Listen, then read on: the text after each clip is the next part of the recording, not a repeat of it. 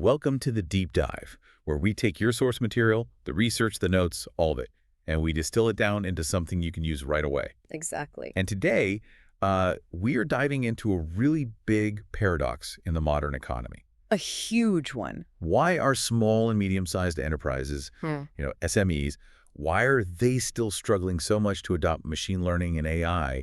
The potential is just massive. It really is. I mean, look, this is probably the most critical commercial imperative of the decade, and the numbers, they absolutely back that up. Okay, so what are we talking about numbers-wise? We're talking about AI augmentation, adding an estimated $15.7 trillion to global GDP growth by 2030. $15.7 trillion. Yeah. So for any business, especially these mid-sized firms, getting involved with this tech isn't just about, being more efficient. It's really about survival. Right, it's about future competitiveness. Yeah. So, okay, let's unpack this. Our mission here today is to give you kind of systematic shortcut. We're going to analyze the barriers these companies face and, more importantly, map out a really structured, actionable way forward. And we want to find those initial, quick wins. Yes, the quick wins and the data strategies you need to actually make AI work without, needing a Silicon Valley budget to do it. Right. We're moving past that vague idea of, AI is just hard. Instead, we're going to pinpoint why it's so uniquely challenging for that company that's stuck, between the agility of a startup and the deep pockets of a global enterprise. Okay, so let's get into the hard realities. Our sources point to 5 core operational and resource-based barriers for these mid-sized companies. So what's the single biggest one? The one holding back, something like 70% of these firms from even getting started? It is overwhelmingly a talent shortage. Talent, of course. The data shows that the shortage of machine learning specialists is the most prevalent issue. It's cited by, you said it, 71% of surveyed mid-sized firms. 71%. I mean, that is just a massive competitive disadvantage right out of the gate. It is. The market is hyper-competitive. Specialists move around all the time. They're jumping ship, as the research puts it. So even if an SME manages to find someone, they have to plan for really high turnover. And the main consequence of that is what? Your whole infrastructure suffers. Exactly. The main problem is just difficulty maintaining the necessary infrastructure. So how realistic is that common advice to just, partner up or form hybrid teams, especially for an SME that's already struggling? Well, it's really a necessity that's born from financial reality. You just can't afford to compete with the huge global companies on salary, so you have to outsource the expertise. So partnering is really the only game in town? For many, yes. Partnering with companies that already have those skills or using managed services is often the only viable way to maintain that infrastructure and, keep pace. The structural cost problem, that flows right into the second constraint, which is just budget. Right. Budget limitations. It's cited by 29% of mid-sized companies. They can't afford the wages, and that lack of funding also stops them from investing in the core tech they need to modernize. So they get trapped. They get trapped using outdated legacy systems. Thankfully, there are ways to manage costs now. Using pay-as-you-go cloud services is probably the key strategy to handle that huge upfront investment. And the third barrier is one we hear about all the time in the data world. Low data readiness, the so-called data drought. Yeah, 21% of companies say they suffer from this. Poor funding means a smaller data set, which is a fundamental problem. Yeah. ML algorithms, they need tons of data to learn effectively. And without that data, you get what's called underfitting. Exactly, underfitting. The model is too simple, it hasn't learned enough. So many projects just fail before they even start because collecting the data is too complex, or they just don't have enough clean, relevant data to train a useful model. And that lack of massive, clean data connects right to the fourth constraint. Yeah. Just uncertainty. Uncertainty about whether any of this is even useful. Yeah. If I'm an SME owner, how do I justify that huge investment of time or money if I don't have petabytes of data? It's a real struggle. They have a hard time connecting the abstract power of ML to their specific business. They can't visualize the ROI. And so, they might just reject the whole idea because they don't really get what ML can actually do for them. They think it's just for like Amazon or Netflix. And finally, there's low compliance. Yeah. Is this just about regulations? Or is it something more? It's more about internal risk. I mean, performance can tank in situations that need human judgment, which smaller companies might not have the trained people for. And if the algorithm messes up, if it produces inaccurate predictions, that can do real business damage. So you have to do your homework. Oh, yeah. Any serious ML project requires intense investigation and just mountains of paperwork to make sure you're compliant and you've mitigated that risk. Okay, so let's pivot a bit. We've talked about resources, but what about the human element, the organizational resistance? Yeah. Our sources say that internal culture can be just as big a barrier as a 71% talent shortage. Is that really true? Oh, absolutely. The multi-case study research we looked at makes it clear. Organizational resistance is often the thing that kills these projects. So what does that look like on the inside? Well, internally, a huge barrier is just a lack of basic IT competence.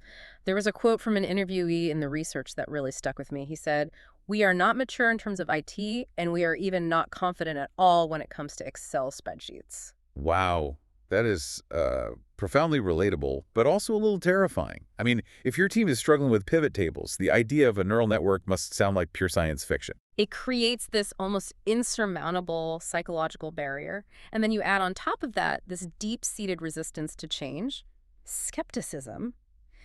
Employees who have done things one way for years, they always compare the new to the old. And that results in a really defensive attitude. And you see this rigidity get worse higher up the chain, Yeah. right? With senior leadership who should be driving this stuff. Yes. The source material calls it the brass wall phenomenon. The brass wall phenomenon. Yeah, it's where senior employees just halt any change efforts. They use those classic lines we've all heard, like, "We've done it this way for 20 years and it's working fine." They just think the risk of disruption is bigger than any potential reward. And the research actually connects this to age. It does. Several companies in the studies noted that a high average employee, age one company said their average was 53 years old, contributed to limited tech knowledge and just a real fear of digital systems. It's a very human barrier. So those are the internal forces. What about the external ones? The first thing that always comes up is the AI black box problem. Right, the black box. Mhm. And the lack of trust that comes with it. That is a huge problem for adoption. AI is seen as this digital mystery. Right. People need transparency. They need to understand the how and the why behind a decision.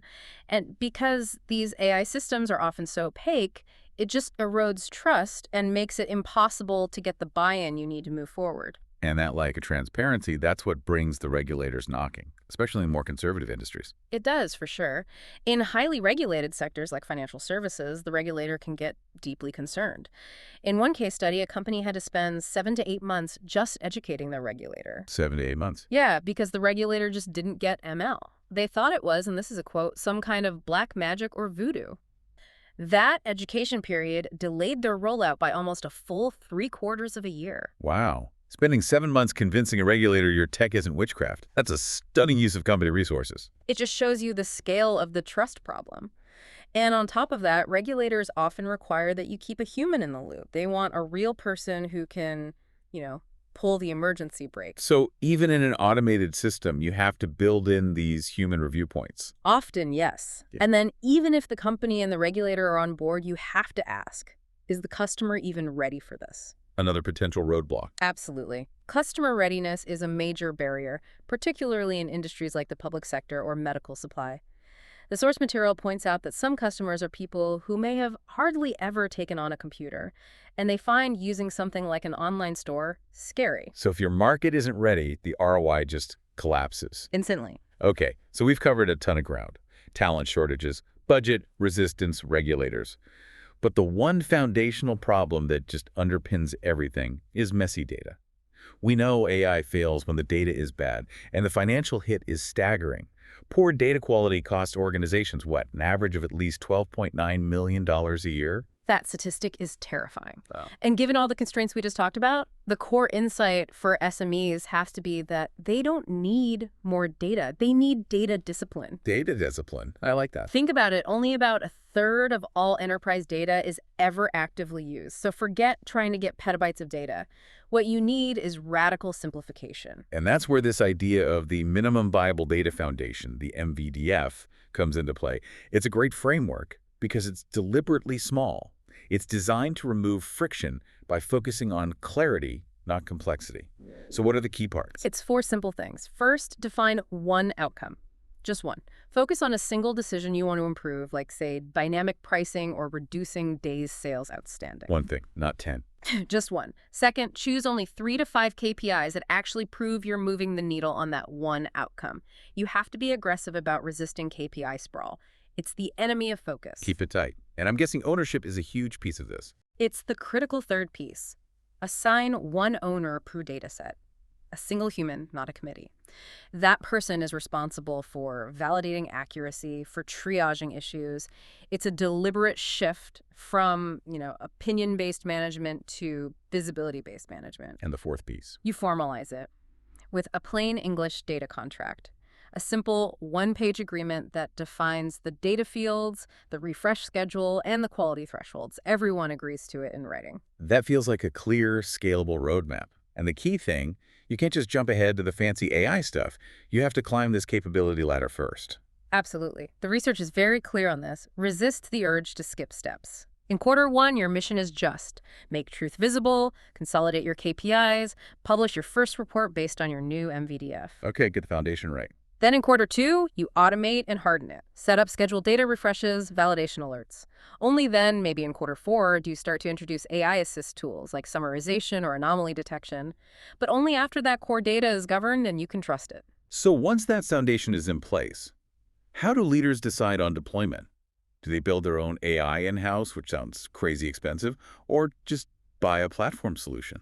That's a high-stakes decision. Building from scratch is really only justified if the capability is a true strategic differentiator. What does that mean in practice? It means you have something no one else has, like, say, a proprietary 10-year dataset that gives you a unique competitive advantage. If you have that, you build. But you have to be warned that path takes 6 to 18 months and a ton of resources. So for almost every other SME, buying a platform is the smarter, safer bet. Precisely. The simplest path is off-the-shelf AI, or using the big platforms from AWS, Azure, or Google Cloud. They offer cost-effective, scalable solutions that dramatically lower those initial barriers. Okay, so once you've picked a path, the key to getting buy-in and overcoming all that resistance we talked about is to get a quick win on the board. Where should an SME start with their very first AI workflow? They should hunt for tasks that are high impact but low complexity. Look for the repetitive, time-consuming, rule-based stuff. The sources point to things like automating repetitive data entry, which can eat up 3 to 5 hours a week for an employee, or routine customer emails that can take up to 2 hours a day. Right, because those are measurable improvements you can see in weeks, not months. You prove the concept without needing a huge leap of faith from everyone. Exactly. But we have to talk about the failure rate here, because it's high. Nearly 90% of AI projects fail to deliver any business value. 90%. Why so high? It happens because of what the sources call the messy operational gap. That's the gap between a model that works in a lab, a kind of garage prototype, and a product that works reliably out in the real world. The Tech-A-Lot case study from the research is a perfect example of that gap. It really is. Their driver pickup prediction model was technically fine, but it failed for a few key reasons. First, the team lacked domain expertise, which led to a misunderstanding of the target variable. So they were predicting the wrong thing. Basically, yeah, they trained the model on a variable that was close, but not quite right, and it took them months to catch the error. Second, the model's actual improvement was tiny compared to a simple baseline calculation. The marginal benefit versus baseline just wasn't worth the maintenance cost. And the final nail in the coffin really highlights that operational gap. It does. On deployment day, they discovered an infrastructure mismatch. The model made predictions in seconds, but the driver's app needed them in milliseconds. Ouch. Yeah. And this all points to the need for a robust operational backbone, and that backbone is MLOps machine learning operations. So MLOps isn't just a nice to have.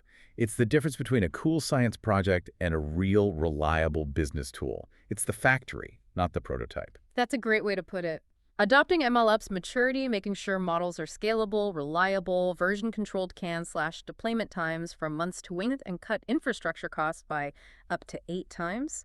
It turns AI from a curiosity into a dependable asset. This has been an incredibly insightful deep dive, so let's bring it all together. What does this mean for you, our listener? I think the key takeaway is that SME success in AI doesn't come from trying to outspend the big corporations. It's not about budget or data volume. It's about using cloud platforms and partners to outsource the complexity while you focus fiercely on your own internal data discipline. Start small. Start small, build that minimum viable data foundation, and be ruthless about finding those high-impact, low-complexity, quick wins. And ultimately, the most successful companies are the ones where the leadership is aligned on the strategy and the roles are clearly defined. The real driver for AI isn't about replacing people. It's about massive productivity gains. It's about enhancing what your employees can do. I completely agree. And, we spent a lot of time talking about how that black box nature of AI creates so much skepticism and regulatory fear, and how that just slams the brakes on adoption. Right. So here's our provocative thought for you to take away from this. We know that knowledge is most valuable when it's really understood and applied. So what specific steps can you take this week to transform one of your organization's core metrics from an opaque algorithm output, that black box, into a transparent, explainable insight? Something that everyone, from your newest hire to your most conservative regulator, can actually understand and trust. That's a great challenge to leave them with. Think on that until next time. Thanks for diving deep with us. Thanks. We'll see you next time.